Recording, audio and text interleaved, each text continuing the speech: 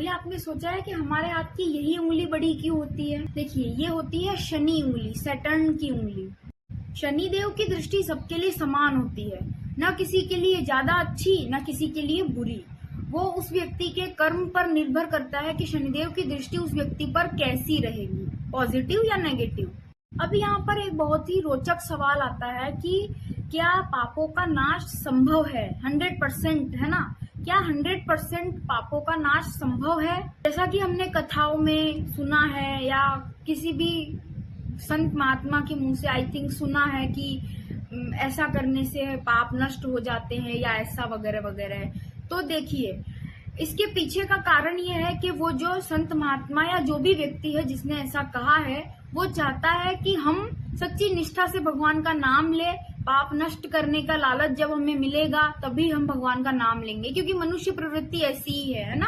इस पर थोड़ी और लंबी चर्चा हो सकती है, वीडियो ज्यादा लॉन्ग ना हो इसलिए मैं शॉर्ट में बोल रही हूँ कि मनुष्य की थिंकिंग ही ऐसी होती है, तो उसे कुछ ना कुछ लालच देना पड़ता है कि अगर ऐसा करोगे तो ऐसा होगा, ऐसा करोगे तो वैसा होगा। इसीलिए संत महात्माओं ने ऐसा कहा था कि गंगा में डुबकी लगाने से पाप नष्ट होते हैं वगैरह वगैरह। तो इसका आज आपको सही उत्तर बताऊंगी।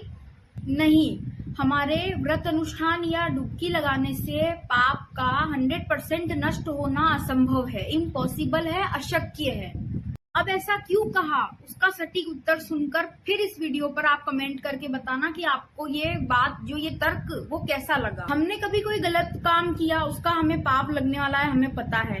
अब जिस व्यक्ति को या किसी चीज को हमने ठेस पहुंचाई है, उस व्यक्ति को तो नुकसान हो गया ना। अब अगर हम डुबकी उबकी लगा के हमारा पाप खत्म कर लेंगे तो उस व्यक्ति का क्या? उसने तो उस समय पे कितना कुछ सहा था हमारे वजह से। तो क्या शनिदेव उसके साथ अन्याय करेंगे? नहीं ना। तो इसलिए हमारा पाप 100% नष्ट नहीं हो सकता। तो अब इसका उपाय क्या? क्या हमें भुगतना ही पड़ेगा? तो हाँ, भुगतना तो पड़ेगा, बट अब इसमें एक क्लाइमेक्स है।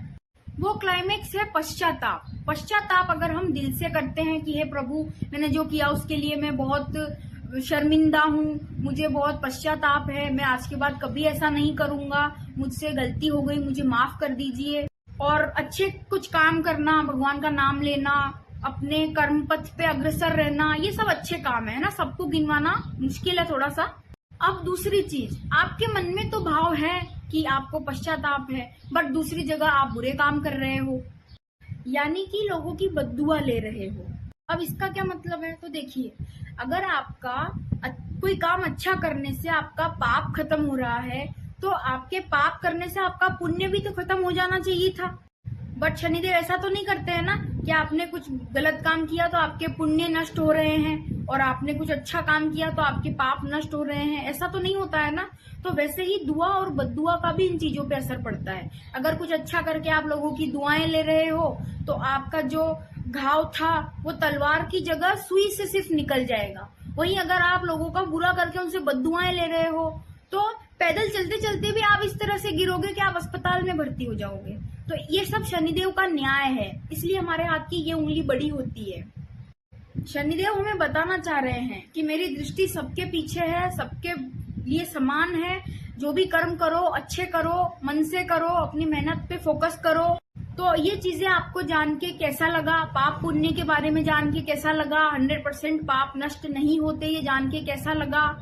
इन चीजों से अगर आपके मन का कंफ्यूजन दूर हुआ हो तो मुझे कमेंट में जरूर बताना, वीडियो को शेयर जरूर करना।